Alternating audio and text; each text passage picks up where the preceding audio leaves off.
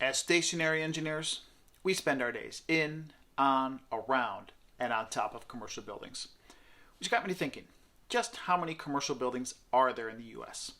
Well, according to the U.S. Energy Information Administration, there are nearly 5.9 million of them. And one thing they all have in common is they consume tremendous amounts of energy. In fact, a study by the Department of Energy shows that commercial buildings consume almost 76% of all electricity and nearly 40% of the total energy produced in the United States. It is because of numbers like these that our role as stationary engineer is so valuable. Now, you might not realize it, but one of our main duties is to mitigate as many expenses as possible for the building owners. And one way we can do this is by operating our buildings as efficiently as possible. As a chief engineer and lead green associate, one of my roles is to identify and implement energy conservation measures, or ECMs. ECMs come in all sorts of varieties, but today we will look at just 3 of them, namely replacing light bulbs with energy efficient LEDs, installing occupancy sensors, and looking at ways that VFDs can save us money. Now, by far, the largest consumer of electricity in the United States is commercial buildings, and there is no sign this trend will be slowing down anytime soon. Within buildings, there are 2 areas that not only consume the most energy, but are also great places to start when it comes to implementing ECMs. Building surveys conducted by the U.S. Energy Information Administration shows that HVAC systems in our buildings typically account for 39% of a building's total electrical load. Right behind HVAC is lighting at 25%. Now, by making smart choices in these 2 areas, we can be sure to make an overall impact on a building's bottom line.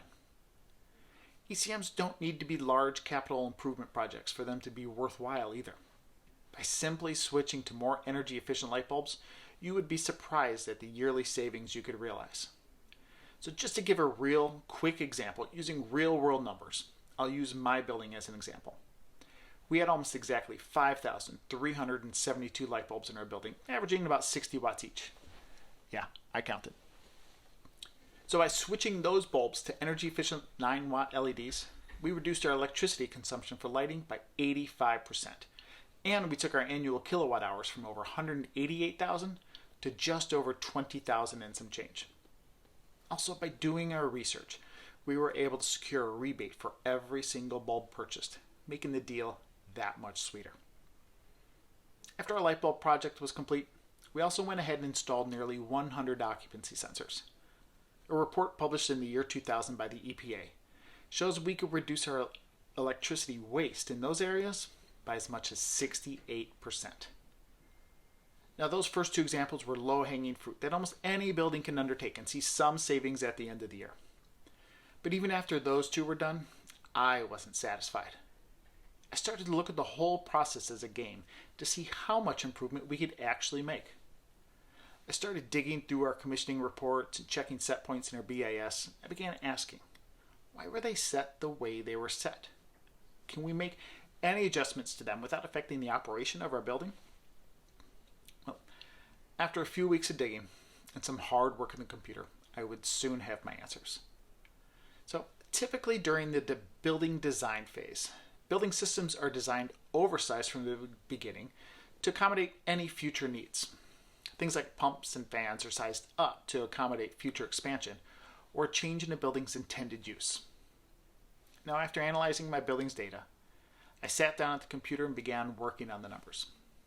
I was able to use basic formulas and simple math to compute exactly how my pumps and fans should be running to most efficiently operate my building while maintaining comfort at the same time.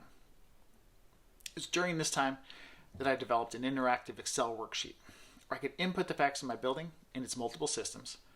I could apply some mathematical formulas, and I would have an almost exact number computed as to where I should establish my building set points.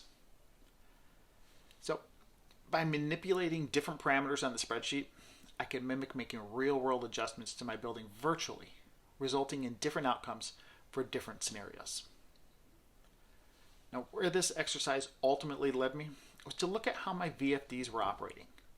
VFDs are incredible in that what appears to be a simple device is actually quite complex, and it can be manipulated in so many ways to our advantage.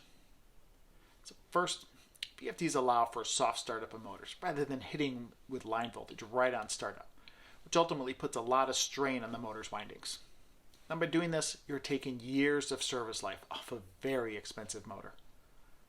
A properly modulating VFD also minimizes wasted energy from oversized fans and motors, dialing in the speed to just satisfy the set points rather than running full speed around the clock. However, it is in electricity consumption where VFDs can really shine. By a mathematical phenomenon known as the laws of affinity, a reduction in motor speed also realizes a nonlinear reduction in energy consumption. Now, to put it simply, if I use a VFD to properly operate my pumps, slowing them down just a little bit means a huge reduction in electricity consumption. By utilizing a VFD and operating it at anything less than 100%, you can see a tremendous energy savings. Now, by working the numbers on my building, and utilizing the Excel worksheet, I was able to realize that we're operating our pumps at too high of a speed. By reducing my VFD speed down to 80%, my motors are now only using 51% of their horsepower and still delivering enough water to satisfy my heating and cooling needs. Now, what all this means in actual, real-world numbers is pretty astounding. If I run my pumps at 100% speed, they cost me just under $14,000 each per year in electricity. By simply reducing them down to 80%, those same pumps now only cost me just over $7,000 each, a nearly 50% reduction from simply slowing the motors down just a fraction. Over the life of the 6 motors I have, I can expect to save almost $500,000 and extend the motor life with the reduced load. And the best part? It didn't cost a single penny to execute. My property manager had no idea I had been working on this project for weeks. Only when I had all my information locked and loaded did I then take it to my property manager, and then together we presented it to ownership. Needless to say, everyone from the top down was thrilled. In the end, all it took was a fresh set of eyes to take a step back, observe the situation and building as a complete system, and look for answers that might not be readily apparent. ECMs can be as simple as a light bulb or as complex as a 150-line Excel sheet with dozens of equations, including square roots and exponents.